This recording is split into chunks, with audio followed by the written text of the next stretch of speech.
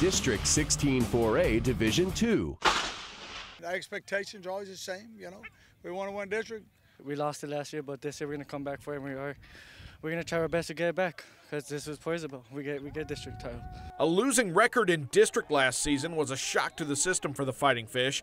Now to get back on top, Port Isabel will look to establish the run as usual with a stable of running backs and quarterbacks to throw at defenses. Well, we have a few kids that we think, you know, that we've seen that we think could be the guy, you know, could be the guy that when it's 4th and 1 could get you that one. Their job here is to protect the tradition, and that's what we aim to do. Everybody's been working hard, been busting their butt in the heat. Nobody's quit.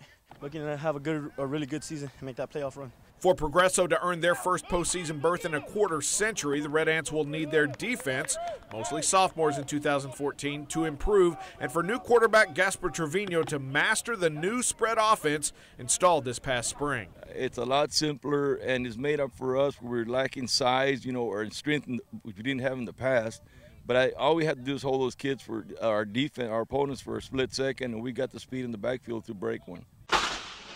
We don't have the same size, so I think we're going to have to be quicker. The tempo is going to have to be quicker. The players will have to be quicker for Raymondville as well, quicker and ready to play 48 minutes a game if need be. For the Bearcats' much improved defensive secondary, that shouldn't be a problem. Fans will notice this highly conditioned crew making plays all over the field. We've got some players that we feel we can take advantage both ways, and at this level we feel that they need to be on the field. They won't be there every single play, but they will definitely touch the offensive side of the ball and the defensive side of the ball. We're all fired up. We got a lot of guys returning. We're the best defense in the Valley last year, and we expect to do that for 2 years in a row. The Rio Hondo Bobcats can lay a legitimate claim to that title with 2 All-State selections from last season returning, including first-team defensive end Albert Magianis. But what Coach Rocky James also likes is the big numbers on the roster that afford a luxury few 4A teams have. We're a little bit deeper this year than probably we've ever been, just for the fact that we do have a lot of kids that can play. District 16-4A Division I. Football's a pretty simple sport. If you block well and you tackle well, you're going to be better. That simple philosophy guiding new Pirates head coach David Duty, the longtime assistant given the reins this past spring. Hidalgo has talent like quarterback Peter Quiros and running back Jesus Nino, who were successful coming into high school and desperately want success as they leave. When I was a freshman, I saw the seniors get their district championship. Peter was part of it, and it was so special. I want that special moment too. It's easy to get discouraged because the football's been so down here for so long. What we got to do is we got to win, and these kids are winners. It was told a long time ago, you have a smart team, you're going to have a good team. We have a very, very smart team. The offensive skill players for La Feria were plenty smart, qualifying for the 7-on-7 state tournament this summer, giving returning Lions quarterback Isaac Galpin invaluable experience. It helped a lot. It helped on the coverage and me getting to know my own receivers and the defense getting to know the different offenses out there and different talent that they have out there. On the other side of the ball, the big boys in the trenches will carry La Feria. Defensive line is our key to this defense. You know, last year they were young, but this year they're experienced, and they're going to be our brute force for this team. Since last season ended with that 1-9 record, I mean, it was terrible. We don't want that this season again. 1, 2, 3, get right! You know, we finished with a 1-9 record. Didn't expect that. We didn't want that at all, and we don't want to finish in the same position as last year. We want to get better and be district champs. Injuries ravaged the La Grulla Gators in 2014, but Coach Abel Gonzalez isn't just counting on better luck in the health department for improvement. New defensive coordinator Jimmy Ortiz comes from Weslaco East to change La Grulla's D to a 4-2 with plenty of zone, while a returning quarterback in Fabian Anzaldúa allows for changes in the offense as well. We just want to get perfect as far as the offensive side of the ball, running the ball, passing the ball, trying to be 50-50 the best that we can. District 16-4A Division I.